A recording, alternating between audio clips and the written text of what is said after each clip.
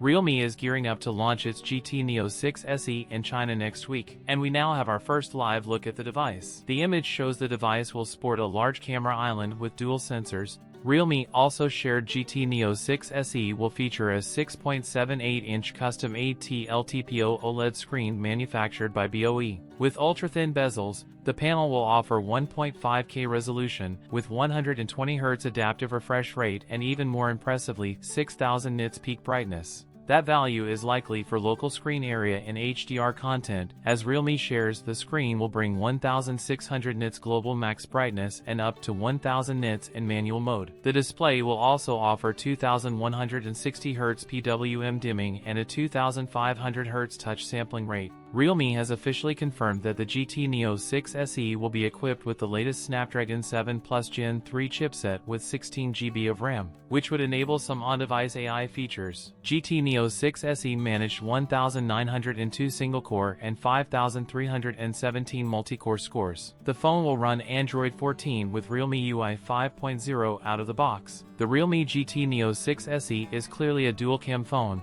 and the main shooter will have 50-megapixel sensor and OIS, and 50-megapixel second camera. The smartphone's 3C certification suggests support for 100W charging. It also have pack a 5,500 mAh battery. The phone weighs 191 grams. That's it for today's video. If you enjoyed it, don't forget to like, comment, and subscribe for more content. Thanks for watching, and I'll see you in the next one.